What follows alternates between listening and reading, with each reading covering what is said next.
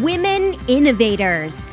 Interviews with women with big messages and big missions, sharing their stories to inspire you to live your passion and step up to make the world a better place.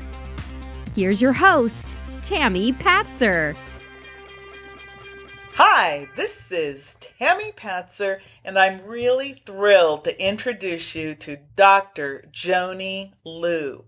Joanny is an international best-selling author of the book, Heal Your Concussion, How to Quickly and Effectively Get Back in the Game. Joanny is a speaker, physician, and brain expert, and an international leader in Chinese sports medicine and Chinese sports psychology. She has appeared on Fox TV, NBC, CTV, and Global TV, and she's been quoted by ABC, CBS, the Boston Globe, and the Miami Herald. One of Dr. Joanny's major strengths is her deep understanding of the connection between one's psychology and physiology, the defining criteria for successful living. She's well known for comprehensive solutions that create expected results. Welcome, Dr. Joanny. And thank you so much, Tammy. That was an awesome introduction. Well, thank you because you're so awesome. Now, I'm going to have a little disclosure. I have interviewed Dr. Joanny before about concussions. So it's really interesting to me because I've known Joanny, maybe 2 years now. And over that time, she has helped many, many people with concussions. But now you're taking it one step further and you're creating hope for millions of people with brain injury. So tell me about your latest project. And I guess first we should tell everybody what is a traumatic brain injury and how what you're doing is so different. I know that's a loaded question. Oh gosh, where do I start? Well, okay, traumatic brain injury is usually caused by a blow to the head, and it doesn't even have to be a hard blow to the head. But a traumatic brain injury isn't a structural injury to the brain or to the skull, it's a functional one. So people feel more confused, they can't think straight, it's that sort of thing. There's dizziness, there's underlying issues there because people often find themselves unable to get through the issues that they have in their lives. And the concussion only makes things worse because now they're even more confused by the things that are happening to them. And so there isn't a conventional treatment out there for concussions or for post-concussion syndrome. In fact, conventional medical doctors, they actually tell you that it's normal to take up to 1 year to get over a concussion. And I think that's ridiculous. And the reason why that happens is because they have adopted this complete and total cognitive and physical rest so-called treatment. I mean, it's basically doing nothing, and doing nothing means that people are being shortchanged because in my experience and my research in modern neuropsychology and neuroscience and neuroplasticity, yes, you can make changes right now. You don't have to wait because their research is actually showing that prolonged rest is actually making things worse for people. In fact, there is no research either for pediatric medicine or for adult medicine that shows that extended rest actually works. It does not. And I really want to emphasize that prolonged rest does not positively affect a concussion. So that's the reason why more and more people seem to have more symptoms and symptoms for longer than they really should. And it's about time that a change is being made, and I'm making it. I'm making a statement right here. I'm taking a stand. I'm drawing a line in the sand that, yes, we better be a lot more proactive and we better start treatment right away instead of waiting. So basically, the traditional method through traditional medicine has been you hit yourself in the head, and I've seen the TV shows, stay awake, because if you fall asleep, you might not wake up. I've seen that on television. And then it's like bed rest. So do It's you contradictory, isn't it? Well, it would seem like it, and I know that you actually have some personal experiences with concussions. Can you tell me more about what happened that made you really start studying concussions? Well, it happened to my own grown son. He was 28 years old at the time. So this is about over 4 years ago. And he was playing soccer in the men's league, and he was, doing what he's supposed to do. He's a defender, so he's on one side of the field doing what he's supposed to be doing. And then unbeknownst to him, a teammate kicked the ball towards him. Well, he was so caught up with doing his job on his side of the field that he had no idea that the ball was coming towards him. So he was hit really hard on the side of his head because he wasn't ready for it. And so he went down, and his teammates gathered him up, took him over to the sidelines, and they left him there, okay, to figure things out on his own. But when he was sitting there in the sidelines and he had his eyes open, he knew he had his eyes opened, he suddenly realized that he couldn't see. He was actually blinded by the blow to the head. It was that hard. And so, I can't even imagine what he was thinking. Even something as mundane as, how am I going to drive myself home? But he was horrified. And he waited, and thank God his eyesight gradually came back while he was on the field. But he doesn't know how long it took. So after his eyesight came back, he made a decision. He went back on the soccer field, and he did it because he felt responsible for his teammates. They were shorthanded that day. There were no substitutes, and so they were one less person out in the field because he was on the sidelines. So he went back on the field so that he could give those guys a break, at least one at a time. And he knew he wasn't going to do much out there. He didn't feel very good, but he did it anyways for his teammates. And so he did this until the end of the game. Then he changed, drove home, and that's when the headache started. And he knew he had a concussion. Nobody had to tell him that he had a concussion. So he decided that he was going to just take a break from all his extracurricular activities. But the one thing that he was definitely going to do was he was going to work, because he was a very busy process chemical engineer with a heavy workload. He knew that there was no way that he could take the time off. So he continued to go to work.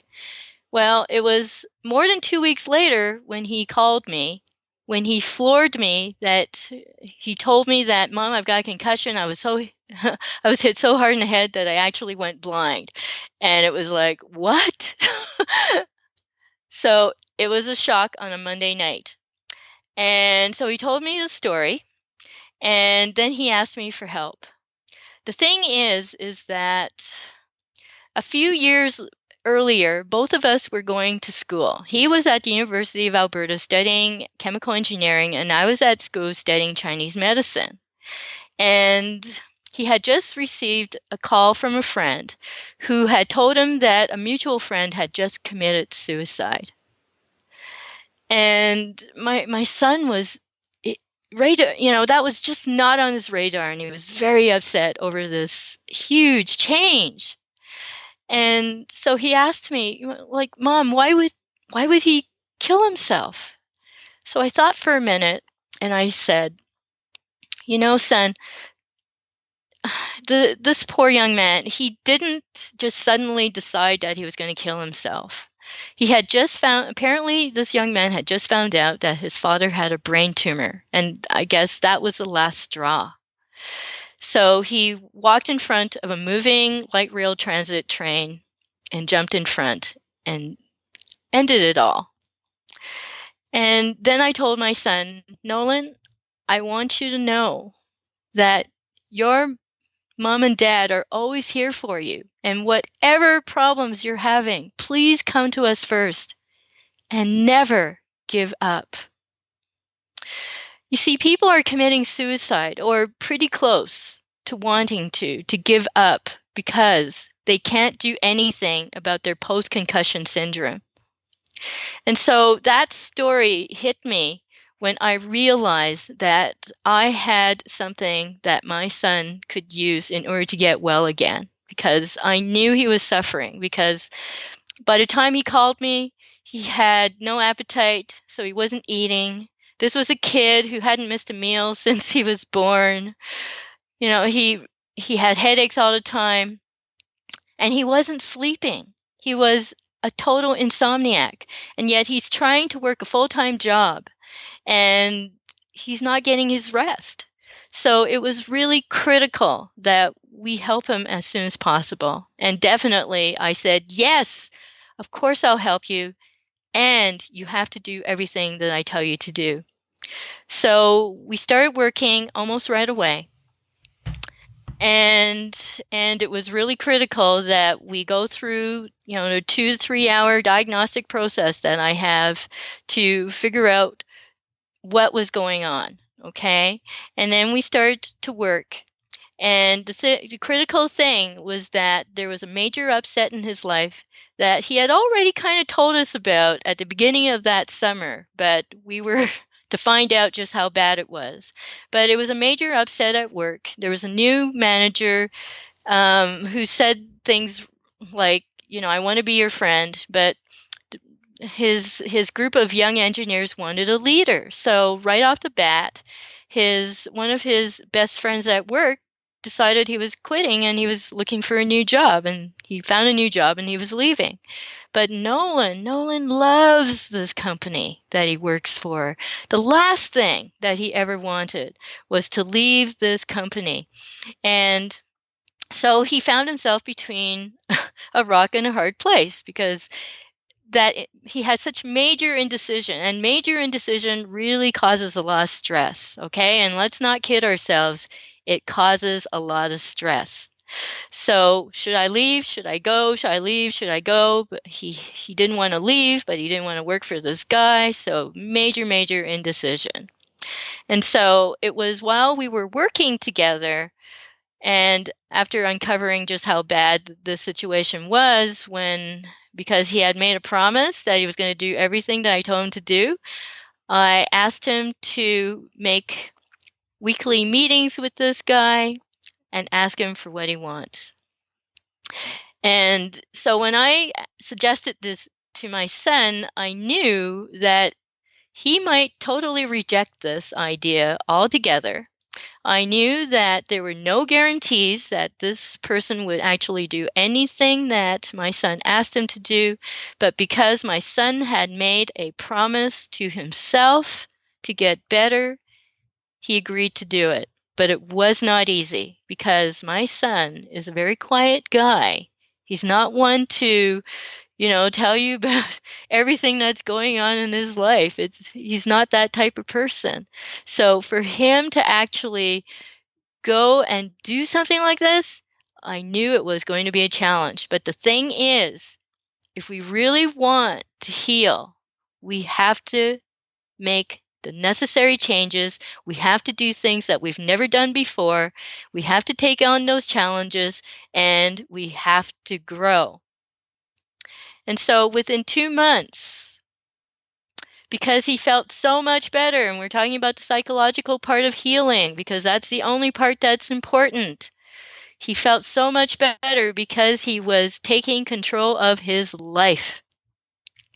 He thought he only had 2 choices, but I gave him a third one, and he went and he did it.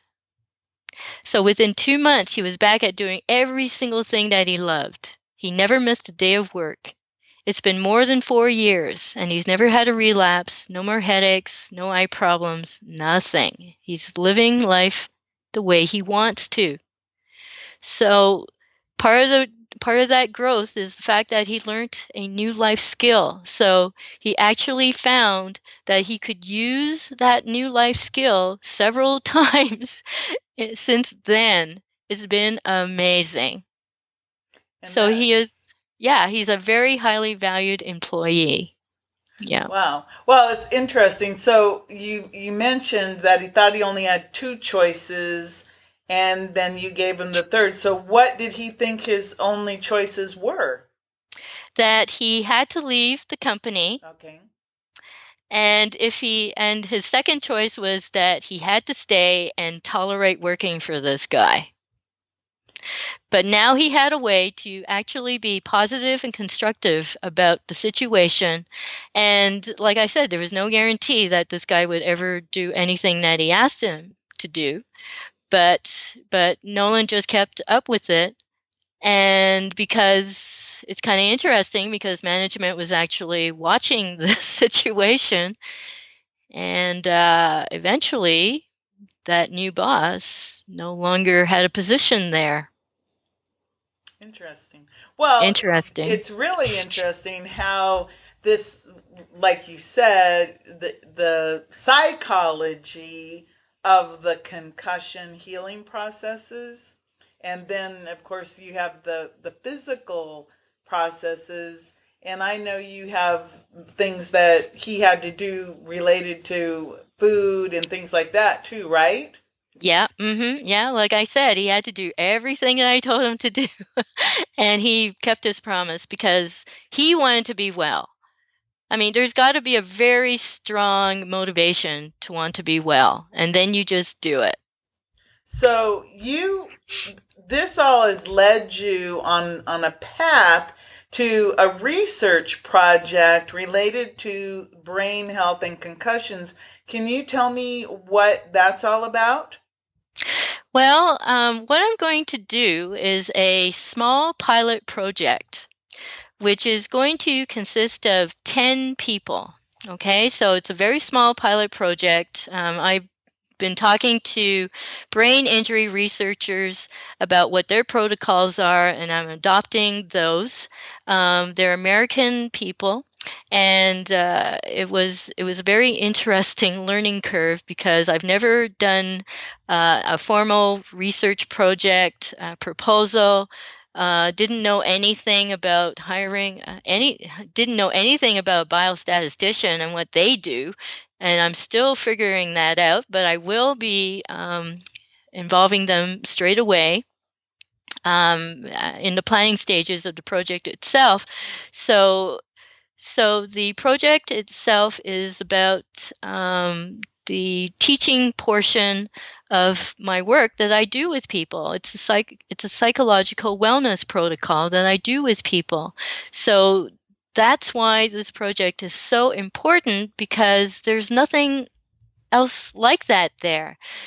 Because I had to do a literature review while I was writing my research proposal, I found out that, like there's like 4,700 studies and reports in PubMed all by itself about concussions, in each form that you can think of.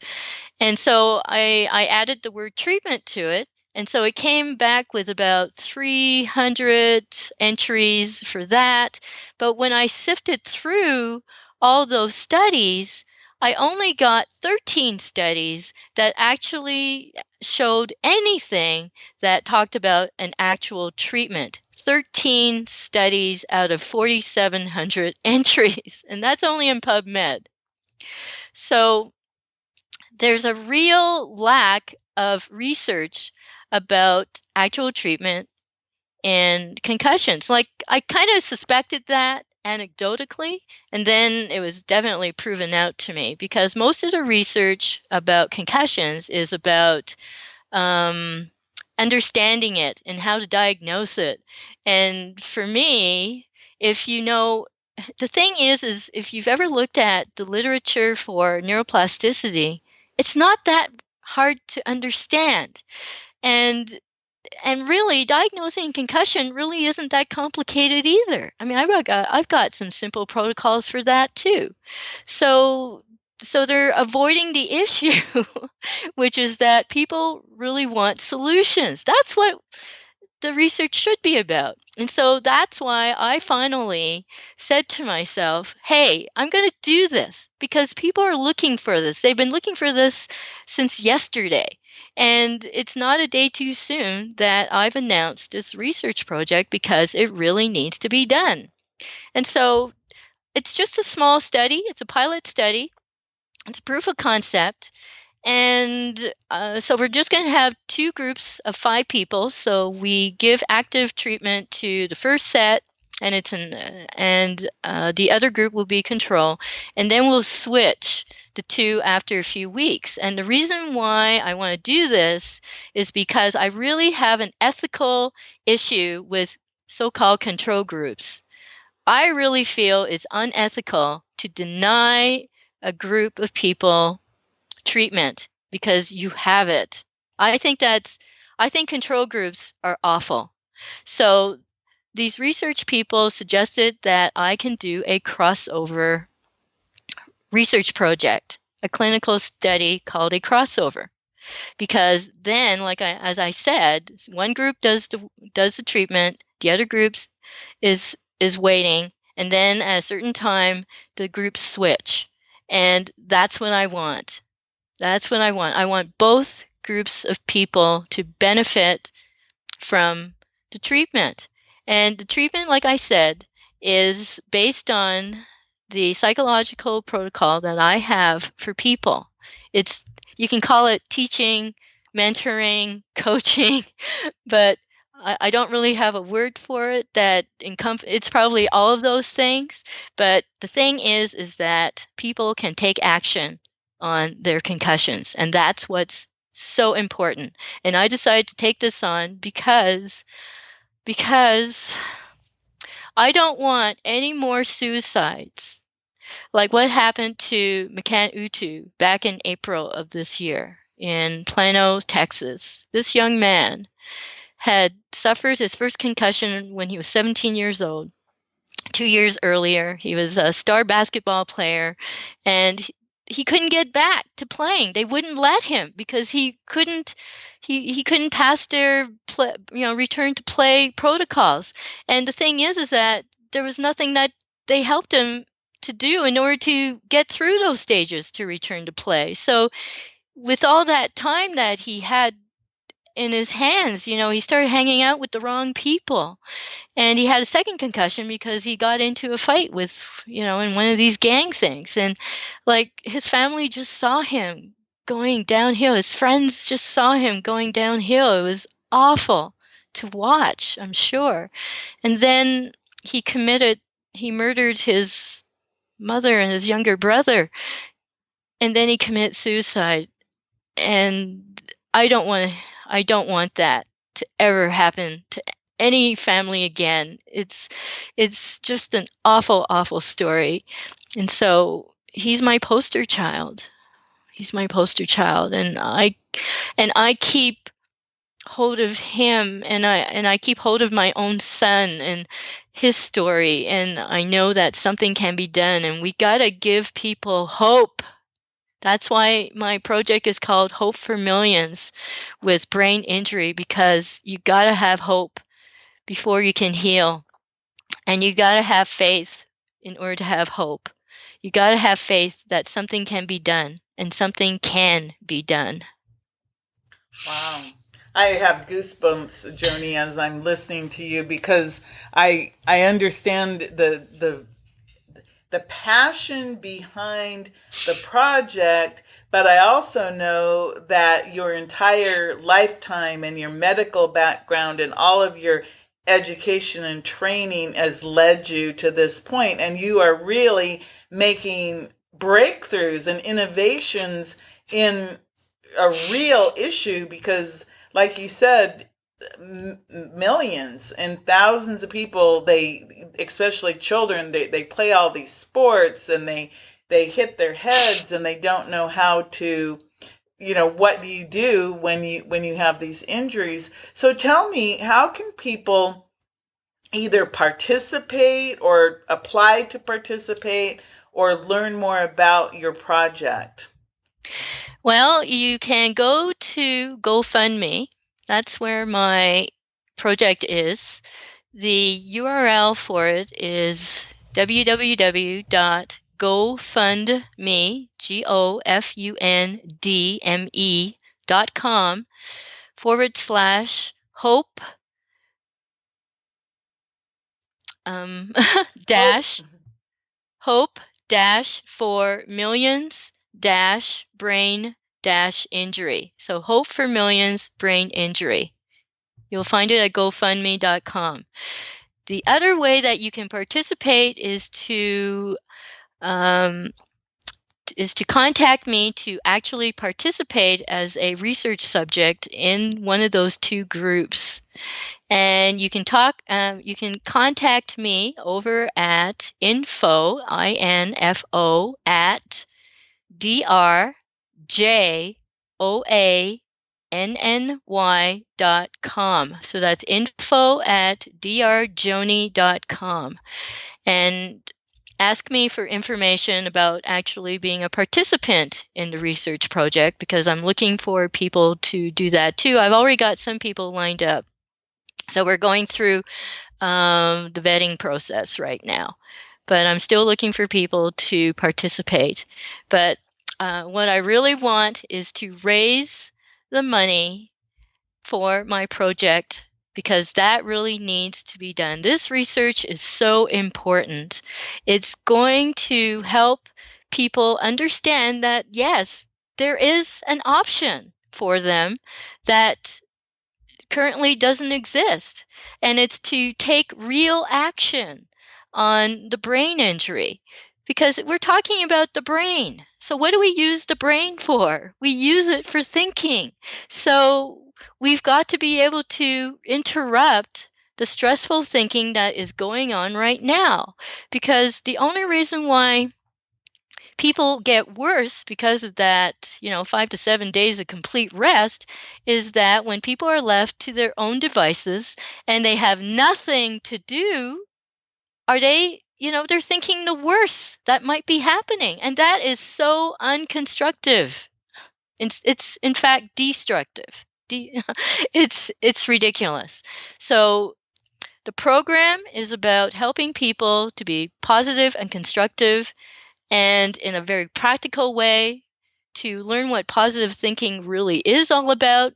It's not just about thinking positive thoughts, because until you actually have positive feelings, you're not going to be doing anything different. So this brain training is extremely important. And I also call it thought training, mind training, as well as brain training. Brain training is almost not the correct thing, because we got to start with our thinking process. Wow. Well, everyone, Dr. Joanny, two options. You can support the Hope for Millions with Brain Injuries through helping to fund this project, and you can go to GoFundMe. You can help by sharing the project with everyone you know using Facebook, Twitter, and of course donate, because she needs the funds in order to actually put this together. But think about it. Out of, what was it, Joanny, 40, how many thousands of studies, and only 13 were actual research for solutions to helping people with brain injuries. And many of us, either we've had concussions, we know someone who's had a concussion, and we know how serious concussions are. And Joanny actually has the background and the knowledge and the passion and the know-how to help create real treatments for concussions. And there are very, very few doctors out there who can make that statement that they can help with you to help your brain heal and help you heal your brain by the very act of helping you learn how to think and feel. And this is all real information. And that's something that I think that Dr. Joanny brings to the table that a traditional medical doctor doesn't. A traditional medical doctor has a tendency to give you a prescription or a medication. Dr. Joanny works with you, the person, to help you heal yourself and to help activate your self-healing that we all have, but most of us just don't realize it. Is that accurate, Dr. Joanny? God, Tammy, I need you to be my spokesperson all the time. You said all that beautifully. Well, I really get it, and as you, and I really am telling the truth, as you told the story and the mission and the message, I had goosebumps because I know how passionate you are, because I've been lucky enough to meet you in person and talk to you about this issue. But it really is something that in traditional medicine, and we all know it, you go to the doctor, they just say, oh, here you go. But again, you work with the person, the body and the soul, the body and the mind. So it's the whole person that you're dealing with. So Dr. Joanny, again, where can people find out more about you and your services? Well, you can find out about my services at www.drjoanny.com.